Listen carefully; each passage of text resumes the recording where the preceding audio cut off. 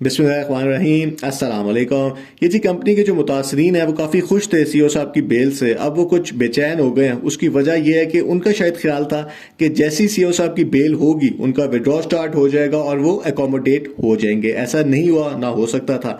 अब जो मुतासरीन हैं उनके कुछ सवाल हैं और वो अब हर फोरम के ऊपर व्हाट्सएप मैसेजेस के अंदर भी पूछ रहे हैं। और एक जो मेन सवाल है वो ये है कि इतना डिले, ताखीर किस चीज़ की वजह से है। सीईओ साहब की जो है लीगल टीम है जिससे वो मशवरा कर रहे हैं कि आगे क्या करना है, ये काम तो उनको पहले करना चाहिए था क्योंकि जेल में भी इनके पास टाइम तो था, उनके पास वकील भी अच्छे हैं। लीगल टीम से वो पहले भी मिलते थे, जहां वो अपनी बेल की बात करते थे तो वहां पे इन्वेस्टर्स के केस का भी जिक्र कर लेते कि बाहर निकल के क्या करना है उन्होंने। होना तो ये चाहिए था कि वो जब जेल से निकले हैं तो उनका जो पहला बयान होना चाहिए था वही होना चाहिए था कि जी मैंने किस तरह इन्वेस्टर्स के पैसे वापस करने हैं, तो ना कि वो मजीद टाइम ले लेते। खैर, इसका जो जवाब है वो तो कंपनी ही दे सकती है। आपको पता है उनके हेल्थ के भी इश्यूज हैं।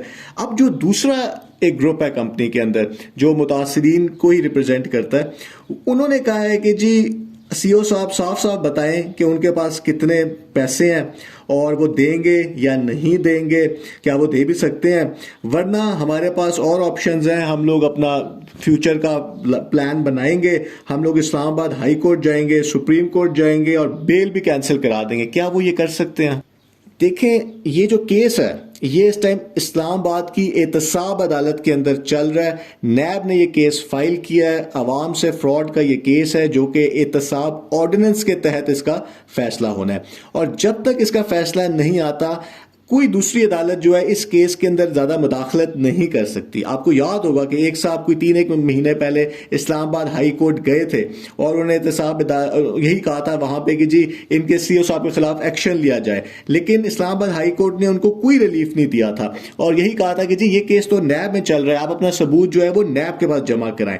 इसी तरह मुतासरीन अगर सुप्रीम कोर्ट भी जाते हैं जो कि एक ट्रायल कोर्ट नहीं है, तो वहां पे भी उनको ज्यादा रिलीफ मिलने का चांस नहीं है क्योंकि यही कहा जाएगा कि जी ये केस तो नैब में चल रहा है, तो जब तक नैब का फैसला नहीं आता, अगर आपको उस फैसले से कोई इशू है तो फिर आप उसके रिव्यू के लिए आ सकते हैं।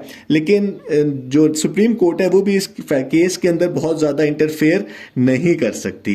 तो जो ग्रुप है उनको, जो इन्वेस्टर्स है उनको फैसले का इंतजार ही करना पड़ेगा। दूसरी जो डिमांड है वो ये है कि जी अदालत जो है, सुप्रीम कोर्ट या अदालत सीईओ साहब को पाबंद करे कि वो इन्वेस्टर्स के पैसे वापस करें।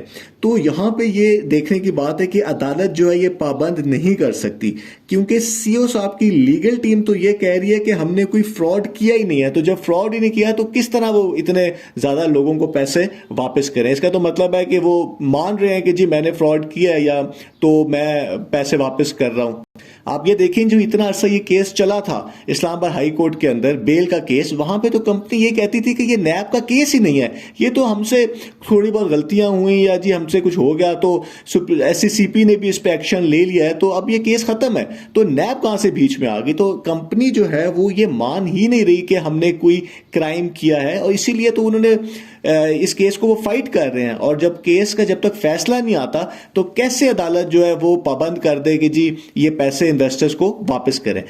पाकिस्तान के कानून के अंदर ऐसा कानून है ही नहीं कि जब तक केस का फैसला नहीं आता तो वो आप किसी को मुजरिम करार दे दें। वैसे किसी भी अदालत में ऐसा कानून नहीं है। अदालत या उनके हक में फैसला देगी या उनके खिलाफ फैसला देगी। अगर उनके खिलाफ फैसला आता है या आने वाला होता है तो उनके पास नैब के कानून में, क्योंकि ये एहतसाब अदालत का एहतसाब ऑर्डिनेंस के तहत केस चल रहा है, तो प्ली बार्गेन की एक ऑप्शन है जिसमें नैब के साथ वो डील कर सकते हैं कि जी कितना ज्यादा पैसा मैं वापस करने को तैयार हूं। और अगर वो नैब मान लेती है तो वो इन्वेस्टर्स को भी डायरेक्ट पैसा नहीं मिलेगा, सीईओ साहब वो पैसा नैब को देंगे और नैब का भी अपना प्रोसीजर है, वो इन्वेस्टर्स को पैसे वापस करेगी। तो ये जो कहा जाता है कि जी हम पैसे वापस ले लेंगे, हम ये कर लेंगे वो कर लेंगे, अब उसकी ज्यादा ऑप्शंस नहीं है इन्वेस्टर्स के पास। ये इतना आसान नहीं है जितना कहा जा रहा था। सीईओ साहब की जो बेल हुई है वो एक लीगल तरीके से बेल हुई है, उनकी गिरफ्तारी भी लीगल तरीके से हुई थी और उनकी जो बेल अगर कैंसिल होती है वो भी लीगल तरीके से होगी। उसको हम अगली वीडियो में देख लेंगे कि क्या उसका प्रोसीजर है।